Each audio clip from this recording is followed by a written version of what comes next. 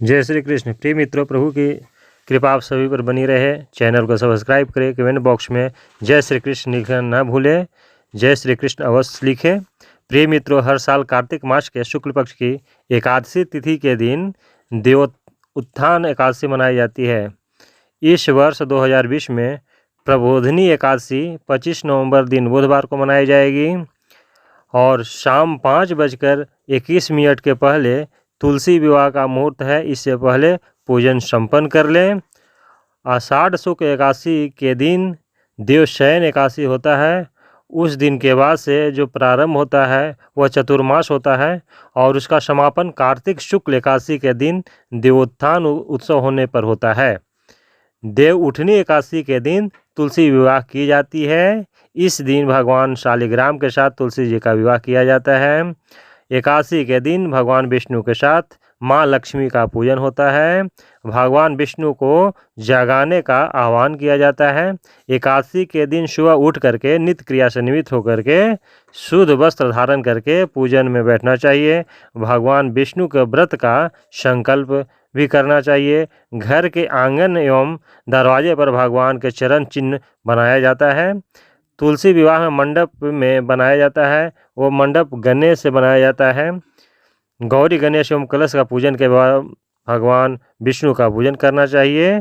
घी का दीपक भी जलाना चाहिए। पूजन के बाद कथा भी सुननी चाहिए। तो कथा इस प्रकार से है।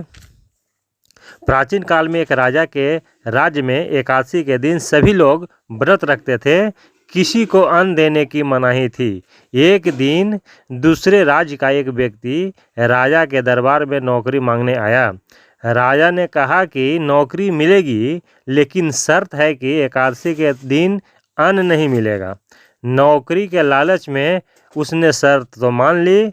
एकादशी के दिन उसने भी फलाहार किया, लेकिन उसकी भूख नहीं मिटी। उसने राजा से कहा कि उसे खाने के लिए अन्न दिया जाए। उसे भूख लगी हुई है, फल से उसका भूख नहीं मिट रही है, वह भूख के मारे मरा जा रहा है। तब राजा ने शर्त की बात याद दिलाई उसे, फिर भी वो नहीं माना। तब राजा ने उसे चावल, दाल, आटा आदि दिलवाया। वह रोज की तरह नदी में स्नान करने के बाद भोजन बनाने लगा। खाने के समय उसने एक थाली भोजन निकाला और भगवान को भोजन के लिए आमंत्रण दिया।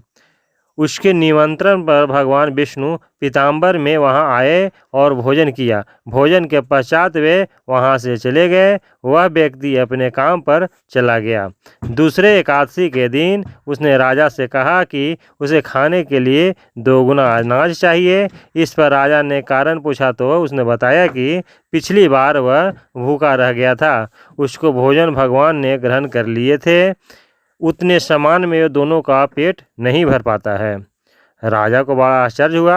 वह आश्चर्य में पड़ गए। उसे उस व्यक्ति के बात पर विश्वास नहीं हुआ। तब उसने राजा के साथ चलने को कहा। एकादशी के दिन नदी में स्नान करने के बाद उसने भोजन बनाया। फिर एक थाल में खाना निकाल करके भगवान को बुलाने लगा, लेकिन भगवान नहीं आए। ऐसा करते हुए उसे शाम हो गई। राजा पास में छुप करके सब देख रहे थे। अंत में उसने कहा कि भगवान आप नहीं आएंगे तो मैं नदी में कूद करके प्राण त्याग दूंगा। भगवान को न आता देख करके वह नदी की ओर जाने लगा। तब भगवान प्रकट हुए और उसे रोका।